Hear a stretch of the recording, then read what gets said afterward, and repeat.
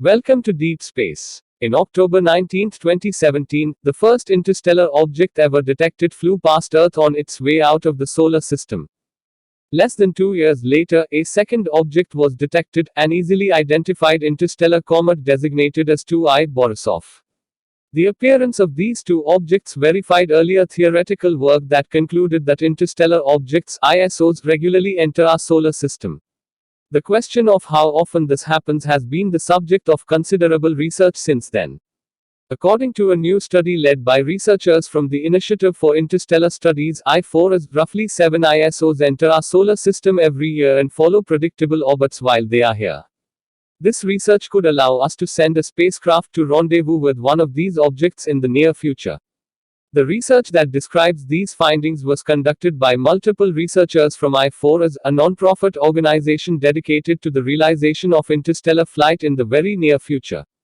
They were joined by researchers from the Florida Institute of Technology, Harvard's Institute for Theory and Computation (ITC), the University of Texas at Austin, the Technical University of Munich, and the Observatoire de Paris.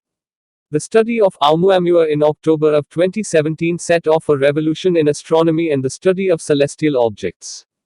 Not only was this an object that had formed in another star system, but its arrival and detection implied a large population of such objects. The detection of 2I Borisov in 2019 confirmed what many astronomers already suspected, that ISOs enter our solar system on a pretty regular basis. In addition to being a physicist with the I4s and the lead author on the study, Marshall Eubanks is the chief scientist of Space Initiatives Inc. and CEO of Asteroid Initiatives LLC. As he told Universe Today via email, the discovery of Oumuamua and 2I Borisov is significant in a way that cannot be understated. Just by proving that they exist, it has had a profound impact, creating a field of study almost from nothing, a field that funding authorities are just beginning to recognize. Interstellar objects provide us with the opportunity to study, and in the future literally touch, exobodies decades before the earliest possible missions to even the nearest stars, such as Proxima Centauri. This led to multiple proposals for missions that could rendezvous with future ISOs that were spotted passing through our system. One such proposal was Project Lyra, which researchers from the I4s shared in a 2017 study, with support from Asteroid Initiatives LLC.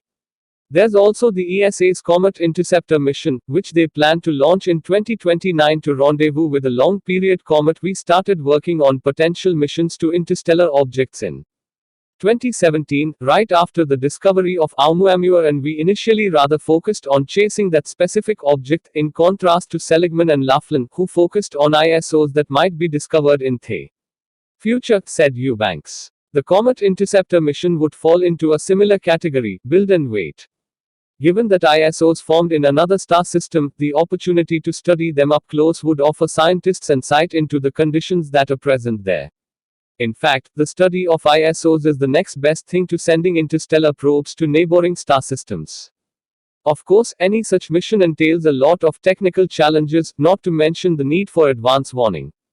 As Eubanks explained, there are two basic types of missions here: plan and wait, or launch and wait missions, such as the ESA Comet Interceptor, and chase missions, such as would be needed to reach 1I Oumuamua.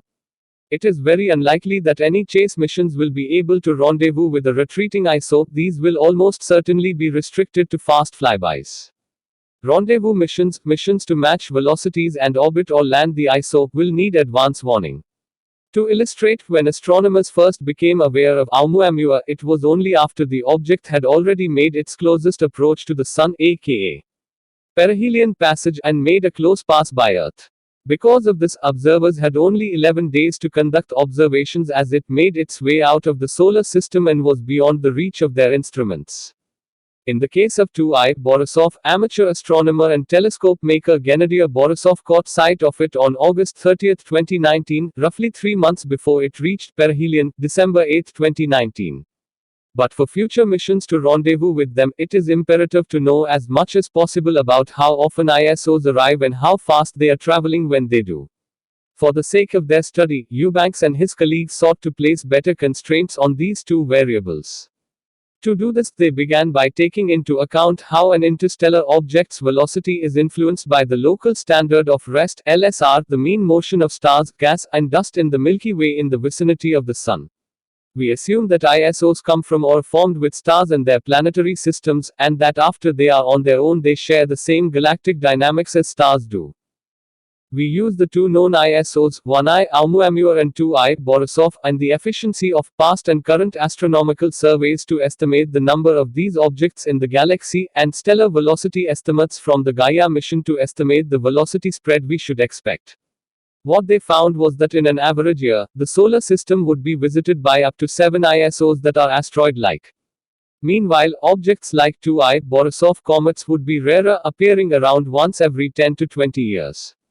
They further found that many of these objects would be moving at velocities greater that of Oumuamua, which was moving at over 26 km per second before and after picking up a boost from the Sun. Knowing these parameters will help scientists prepare for possible rendezvous missions with ISOs, something which Eubanks and his colleagues covered in more detail in a previous study, Interstellar Now.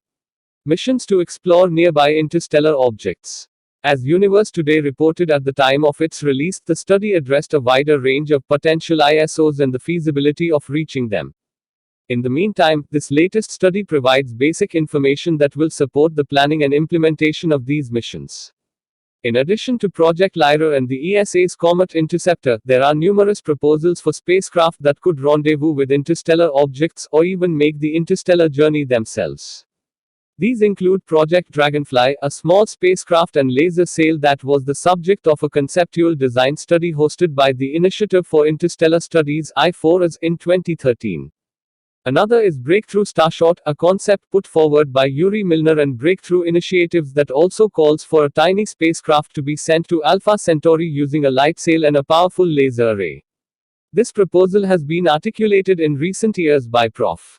Abraham Loeb and Prof. Manaswi Lingam. Whereas LEOB is the founder of the ITC and chair of the Starshot Advisory Committee, Lingam is a longtime researcher with the ITC and a co-author on The Interstellar Now and this latest paper. In addition to going interstellar, these concepts have been proposed as a possible way of chasing objects that enter our solar system. One way or another, we will be peeking at other star systems soon. And knowing how to intercept and study the objects they periodically kick our way is a good way to start. Thanks for watching.